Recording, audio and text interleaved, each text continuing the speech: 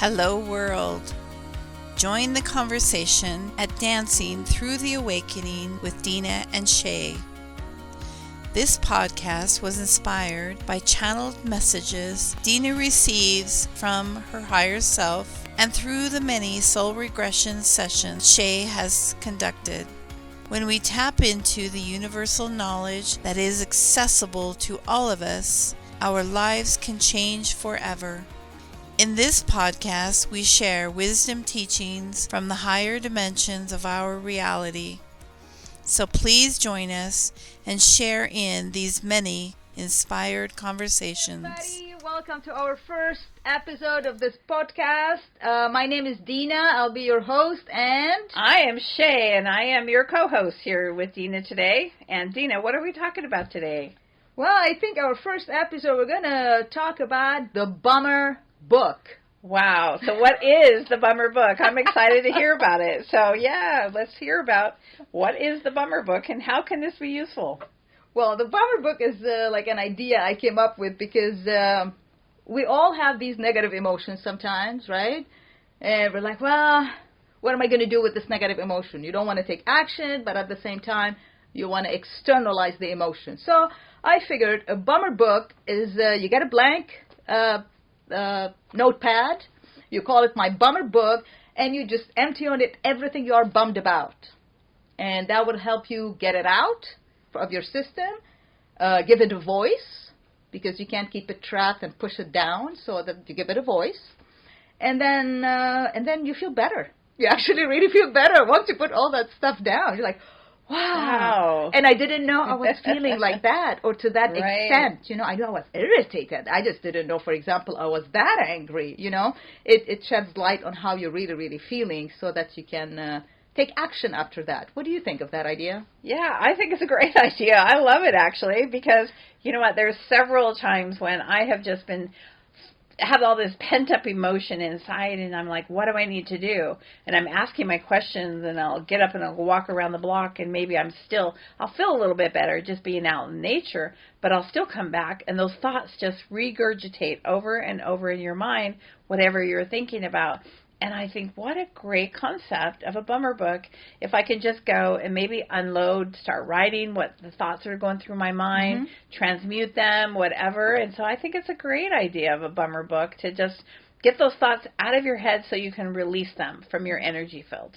True. I just got the idea of that when I was writing my book, Happiness Happening, because I was doing my best to be happy. And, you know, sometimes you're bombarded here and there. And, you know, you just fall off that happy place. And this is when I came up with the idea of the book. So, it's you know, I figured, okay, if we're going to be happy all the time and we're knocked down all the time, just like you express, you know, gratitude, you know, they say express gratitude, give thanks. So I thought, well, there's got to be the other way as well to express what you're not thankful for, what you're unhappy about. Why is it always about gratitude? Well, what about the times when you're not feeling gratitude? Maybe these need to have a voice too. That's where the idea came. You know, by writing that book at the end, I said, well, in order to stay happy, I have to face the unhappy because I can't shove it away. So, hey, let me give it voice. I'm writing a book here about happy, and here's another book called The Bummer Book. And that's everything that gets me bummed out. So with that, I actually recommend everybody, you know, if they're lost, you know, as to what to do to externalize these emotions, to get a Bummer Book. And later on, a book would work. And I think, you know, a Bummer Book, even the concept you said before, you were writing a gratitude or appreciation book. I think that they do go hand in hand. So if you're going to write a Bummer Book, I think it might be really good to also have that gratitude or appreciation book, because it's like they do go hand in hand. And I want to tell a really quick story because in 2010, my husband had a stroke. We lost our house. We lost everything. I had to move in with my sister. And it was the hardest, worst time for me at that time. And I'm like, oh, my gosh, how do I get out of this? And, you know, I had seen a podcast somewhere, and it was talking about just be grateful. Every day, find 5 things to be grateful for. Right. And I used to take my dog out into the desert and go walking, and I started to do that. And every day for for months, I just went out there with this gratitude attitude, and I started thinking about all the things that I'm grateful for instead of focusing on all the things that were really bad. So I was really having appreciation for the little things that I had. And so it shifted my attitude from the bummer book to the gratitude book. So, you know what I mean? Even though I didn't have physically a book, which is a great idea, those things are really important that we have, that polarity, because we do have polarity. We want to focus on good things, but hey, we got to face the dark side too. So I think both of those are really important. So I think we wanted to talk a little bit today about appreciation. So, yeah, you know what? Good. You bring a good point. So bummer is good, but you're right. Have two books. This is better than one book. So you appreciate, and then when you can't appreciate anymore, or you're down, you have nothing to appreciate right at this moment in your line of view, then you dump everything in the bummer book so you can go back to appreciation. Brilliant. You're right. I'm good you pointed that out, that they do go hand in hand. Yes. Yeah, we can talk a little bit about appreciation. So how do you do it? Well, you just said you go out with your dog, you go out into nature. That is one way to appreciate. There's many, many ways for appreciation. And like I said, I would sit down every night before I went to bed, and I would just think about 5 things that I'm grateful for. So this is where the gratitude book or appreciation book would come in. Instead of just thinking about it like I did, sit down and write 5 things of gratitude. But I also like to take Epsom salt baths, you know what I mean? Yeah. Appreciate myself, my body, because a lot of times if I would be writing in the bummer book, I'd be writing comments like, you didn't eat right today, you didn't exercise. Reprimanding. I would praising. Exactly. I would be on myself for the things that I didn't do or felt like I should be doing.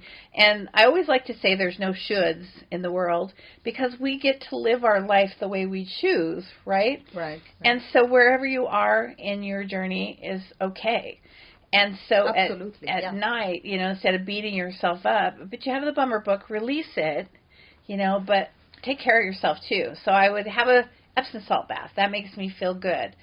If I wanted to feel more appreciation, I might write a little thank you note to somebody, because that somebody would appreciate that. And when somebody has appreciation, that it makes me feel good too.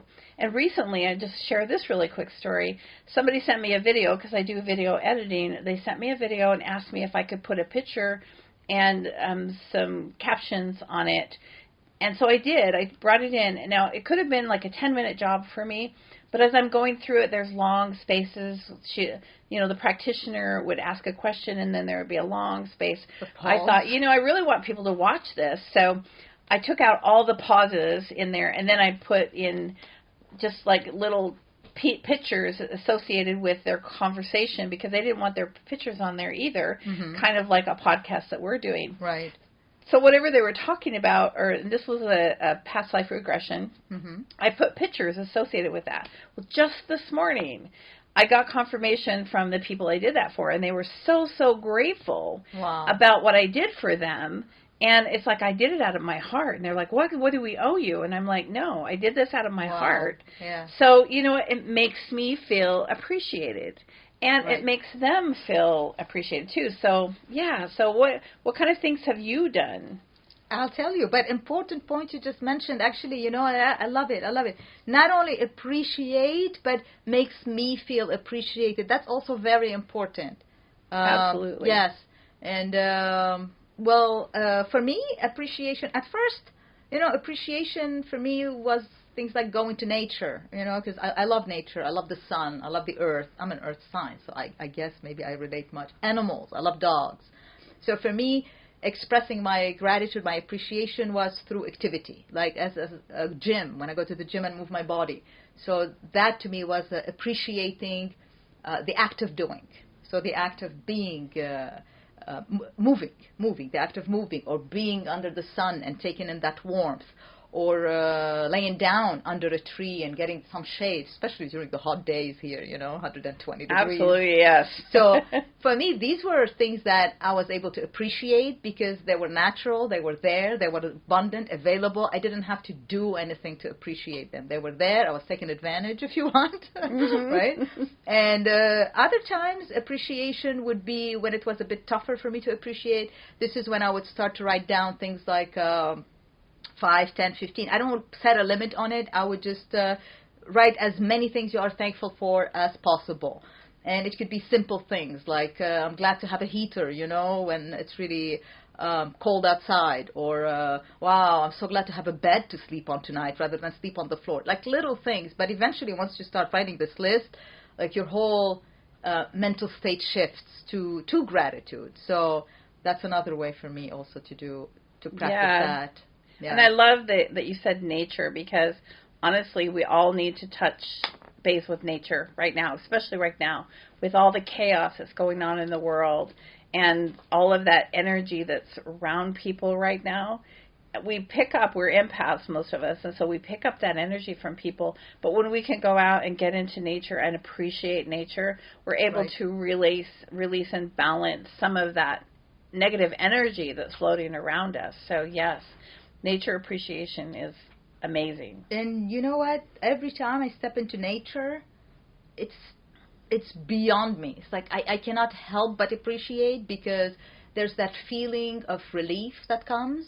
So even if there's nothing else to appreciate, you just appreciate that 5 minutes of just feeling better, of peace, of quiet, of, like I said, the sun shining upon you, the warmth. And you just, the welcoming of the earth. The earth is welcoming me, as I sit there, I don't see nothing pushing me out of the way.